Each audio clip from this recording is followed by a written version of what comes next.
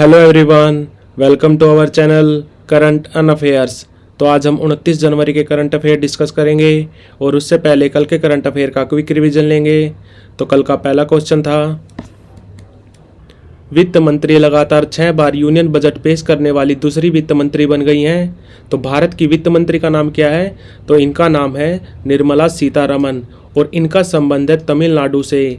और इनसे पहले लगातार 6 बार यूनियन बजट पेश करने वाले हमारे फाइनेंस मिनिस्टर थे मोरारजी देसाई। मोरारजी देसाई हमारे चौथे प्रधानमंत्री भी थे। भारत की कौन सी एआई कंपनी पहली यूनिकॉर्न बनी है? यूनिकॉर्न यानी कि जिस कंपनी की वैल्यूएशन $1 बिलियन हो जाती है, उस स्टार्टअप को बोलते हैं यूनिकॉर्न। तो भारत की पहली एआई कंपनी जो यूनिकॉर्न बनी है तो उसका नाम है कृत्रिम। इसको बनाया था भाविश अग्रवाल जी ने। भाविश अग्रवाल जो अभी ओला के सीईओ हैं। किस संगठन ने एक वाहन एक फास्टैग पहल शुरू की? तो ये की भारतीय राष्ट्रीय राजमार्ग प्राधिकरण ने, यानी कि national highway authority of India, जिसके अभी चेयरमैन है संतोष कुमार यादव। और फास्टैग किस टेक्नोलॉजी पर काम करता है? तो टेक्नोलॉजी का नाम है RFID, यानी कि रेडियो फ्रीक्वेंसी आइडेंटिफिकेशन। केंद्र सरकार ने किस वर्ष तक सड़क दुर्घटना से होने वाली मौतों को 50% तक कम करने का लक्ष्य रखा है? तो ये रखा है हमने 2030 तक। भारत में हर घंटे 19 लोग मारे जाते हैं सड़क दुर्घटना में। तो हमें ये आंकड़ा 50% तक कम करना है 2030 तक। दुनिया के सबसे पुराने जंगल कहाँ खोजे गए? तो ये खोजे गए अमेरिका में। अमेरिका में एक जगह है क्यारो, जो है न्यूयॉर्क में। इस क्यारो को इजिप्ट की कैपिटल क्यारो से कंफ्यूज मत करना। वो क्यारो है इजिप्ट में, ये है न्यूयॉर्क में। न्यूयॉर्क यानी कि अमेरिका में। कौन अंतर्राष्ट्रीय क्रिकेट परिषद द्वारा द्विपक्षीय श्रृंखला में काम करने वाली पहली महिला तटस्थ यानी कि न्यूट्रल अंपायर बनी है? तो ये बनी है सू रेडफर्न, जिनका संबंध है इंग्लैंड से। किस कंपनी ने बंगाल की खाड़ी में महानदी बेसिन के किनारे गहरे पानी वाले ब्लॉक MN यानी कि महानदी DWHP यानी कि डीप वाटर बेसिन 2018-1 में 2 प्राकृतिक गैस ब्लॉकों की खोज की है? तो ये की है तेल एवं प्राकृतिक गैस लिमिटेड यानी कि ONGC। ONGC ने 2 प्राकृतिक गैस के भंडारों की खोज की है महानदी बेसिन में। और बात करें अगर ONGC कंपनी की, तो ये बनी थी 1956 में और अभी इसके चेयरमैन हैं अरुण कुमार सिंह। अंतर्राष्ट्रीय सीमा शुल्क दिवस कब मनाया जाता है? तो इसको मनाते हैं हम 26 जनवरी को। क्यों? क्योंकि 26 जनवरी 1953 को बना था world customs organisation. World customs organisation की स्थापना हुई थी 26 जनवरी 1953 को और इसका हेडक्वार्टर है ब्रुसेल्स में। Brussels capital of Belgium. हाल ही में किस खिलाड़ी को ICC men's one day cricketer of the year 2023 घोषित किया गया? तो आंसर है विराट कोहली। हाल ही में थाई पुसम त्यौहार कहाँ पे मनाया गया? तो ये मनाया जाता है तमिलनाडु में। तो बढ़ते हैं आज की वीडियो की तरफ। आज का पहला क्वेश्चन है, निम्नलिखित में से कौन हाल ही में ग्रैंड स्लैम जीतने वाले सबसे उम्रदराज खिलाड़ी बन गए हैं? तो ये बन गए हैं भारत के रोहन बोपन्ना। इन्होंने 43 ईयर की एज में ऑस्ट्रेलिया के मैथ्यू एबडन के साथ मिलकर ऑस्ट्रेलियन ओपन जीता डबल्स में।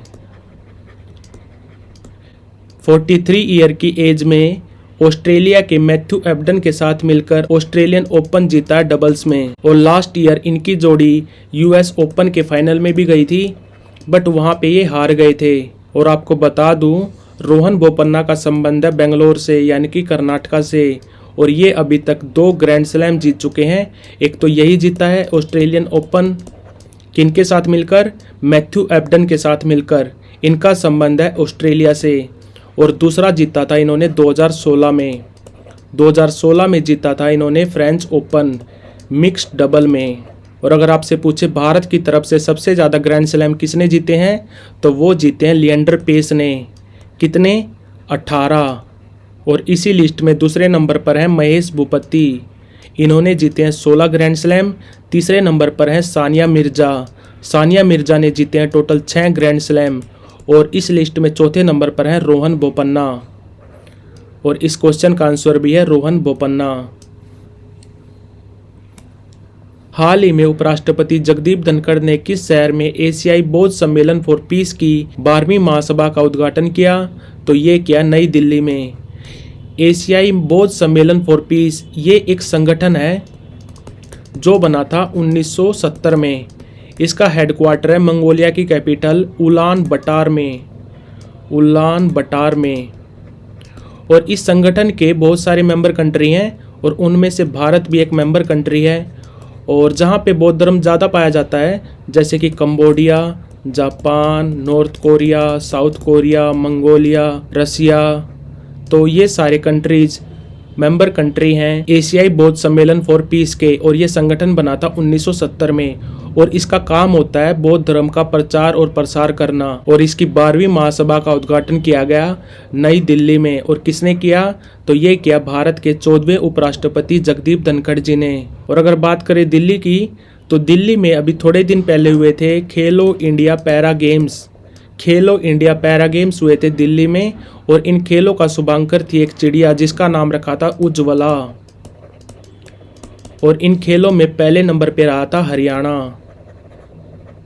और दिल्ली से एक और बात याद रखना, अभी थोड़े दिन पहले DMRC ने एक ऐप लॉन्च की थी जिसका नाम रखा था मोमेंटम 2.0।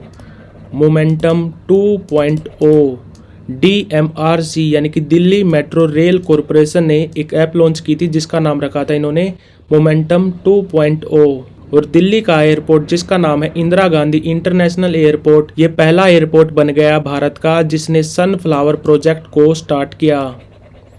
सनफ्लावर प्रोजेक्ट को स्टार्ट करने वाला भारत का पहला एयरपोर्ट बन गया इंदिरा गांधी इंटरनेशनल एयरपोर्ट। तो हमारे वाइस प्रेसिडेंट जगदीप धनखड़ ने एशियाई बुद्ध सम्मेलन फॉर पीस की 12वीं महासभा का उद्घाटन किया नई दिल्ली में। हाल ही में 3 ट्रिलियन बाजार पंजीकरण को पार करने वाली दुनिया की दूसरी कंपनी कौन सी बन गई? तो दुनिया की पहली कंपनी बनी थी एप्पल। एप्पल पहली कंपनी बनी थी जिसका बाजार पंजीकरण हुआ था 3 ट्रिलियन। कब? पिछले साल। और अभी दूसरी कंपनी बन गई है माइक्रोसॉफ्ट। माइक्रोसॉफ्ट ये कंपनी बनी थी 1975 में। और इसको किसने बनाया था? तो इसके फाउंडर थे 2 बंदे, पॉल एलन और बिल गेट्स। और इसका हेडक्वार्टर है वॉशिंगटन DC में। हेडक्वार्टर है इसका वॉशिंगटन DC में। और अभी इसके चेयरमैन और CEO हैं सत्या नडेला। तो 3 ट्रिलियन बाजार पंजीकरण को पार करने वाली दुनिया की दूसरी कंपनी बन गई है माइक्रोसॉफ्ट। हाल ही में हॉकी 5S यानी कि ऐसी हॉकी जिसमें दोनों टीम में 5-5 खिलाड़ी खेलते हैं, बस वैसे हॉकी में खेलते हैं 11-11 खिलाड़ी, बट हॉकी 5S इसमें खेलते हैं 5-5 खिलाड़ी दोनों टीम में। तो इसका वर्ल्ड कप हुआ था कहाँ पर? मस्कट में, मस्कट कैपिटल ऑफ ओमान में। और इस वर्ल्ड कप में 16 टीमों ने हिस्सा लिया था। इसमें पहले नंबर पे रही नीदरलैंड। नीदरलैंड ने फाइनल में हराया भारत को, तो भारत रहा रनर अप। और नीदरलैंड ने भारत को हराया 7-2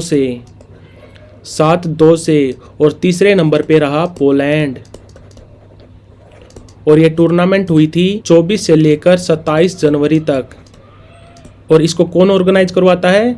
तो इसको ऑर्गेनाइज करवाता है इंटरनेशनल हॉकी फेडरेशन यानी कि FIH, जो बना था 1924 में। और इसका हेडक्वार्टर कहाँ है? हेडक्वार्टर है इसका लुज़ेन में, बट ये बना था पेरिस में। FIH की स्थापना हुई थी 1924 में। कहाँ पर? पेरिस में, बट हेडक्वार्टर है इसका लुज़ेन में। लोजेन है स्विट्जरलैंड में। और अभी FIH के प्रेसिडेंट कौन है? तो वो है तैयब इकराम। तो FIH 5S hockey world cup जीता नीदरलैंड ने, फाइनल में हराया भारत को। पारंपरिक भैंसों की लड़ाई मोहजुज किस राज्य में आयोजित की जाती है? तो ये होती है असम के मोरी गांव में। असम में एक जगह है मोरी गांव, तो यहाँ पे आयोजन किया जाता है मोहजुज का। मोहजुज में होती है भैंसों की लड़ाई। और एक पक्षी होता है बुलबुल पक्षी की लड़ाई भी होती है। जिसको बोलते हैं बुलबुल फाइट, ये भी होती है असम में, ये भी याद रखना। और इन दोनों का आयोजन किया जाता है मग बिहू पर। कब होता है? मग बिहू पर आयोजन किया जाता है। मग बिहू, जिसको उत्तर भारत में मनाते हैं हम मकर संक्रांति के रूप में, मकर संक्रांति के रूप में। और मकर संक्रांति को भारत में अलग अलग नाम से मनाया जाता है, जैसे कि गुजरात में मनाया जाता है उत्तरायण के नाम से, तमिलनाडु में मनाया जाता है पोंगल के नाम से, और इसी तरह असम में मनाया जाता है मग बिहू के नाम से। और इसी तरह का एक पशु खेल होता है जिसको बोलते हैं जलीकट्टू।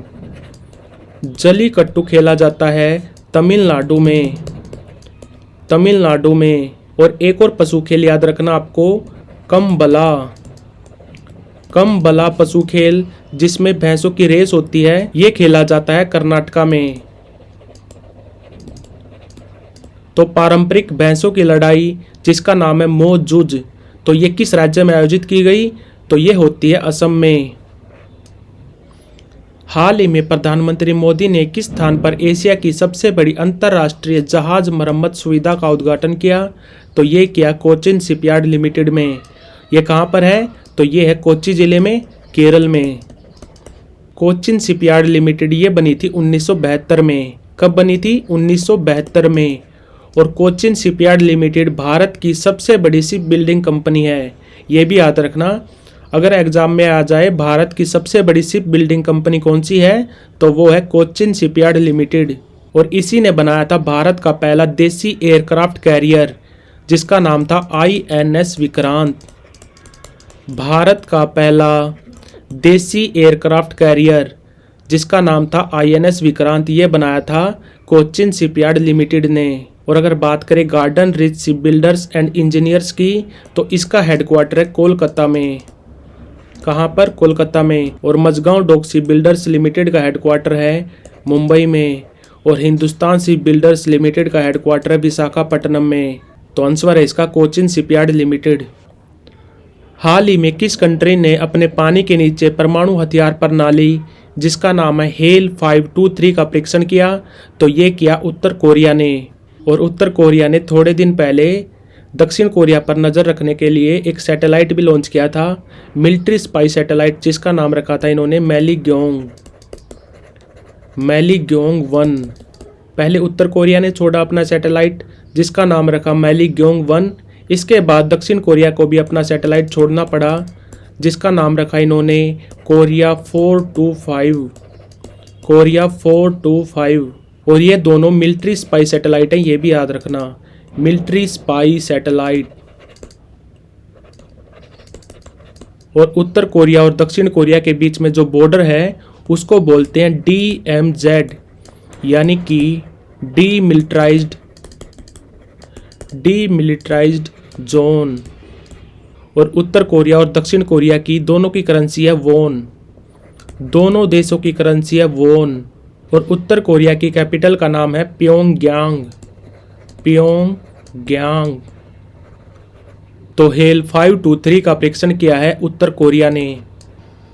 हाल ही में ममानी जातीय खाद्य उत्सव का आयोजन कहाँ पर किया गया? तो ममानी जातीय खाद्य उत्सव का आयोजन किया गया लद्दाख में।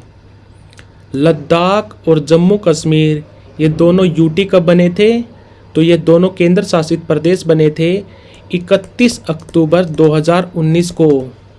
जम्मू कश्मीर के LG कौन है? तो वो है मनोज सिन्हा। और लद्दाख के LG कौन है? तो वो है BD मिश्रा। और जम्मू कश्मीर में टोटल ज़िले हैं 22 और लद्दाख में टोटल ज़िले हैं 2। कौन से? लेह और कारगिल। और आपको बता दूं, भारत का एरिया के हिसाब से दूसरा सबसे बड़ा जिला है कारगिल। भारत का दूसरा सबसे बड़ा जिला है कारगिल। और भारत का सबसे बड़ा जिला है कच्छ। कच्छ है गुजरात में। तो ममानी जातीय उत्सव का आयोजन किया गया लद्दाख में। हाल ही में परीक्षा पे चर्चा के 7वें संस्करण का आयोजन कहाँ पर होगा? तो ये होगा नई दिल्ली में। नई दिल्ली में भी कहाँ? भारत मंडपम में। और परीक्षा पे चर्चा का पहला संस्करण हुआ था 2018 में। और इसमें क्या होता है, इसमें पीएम मोदी विद्यार्थियों और विद्यार्थियों के पेरेंट्स से इंटरेक्शन करते हैं और ये हर साल होता है। पहली बार हुआ था 2018 में और इसके 7वें संस्करण का आयोजन होगा नई दिल्ली में। तो like share subscribe. Thank you for watching current and affairs.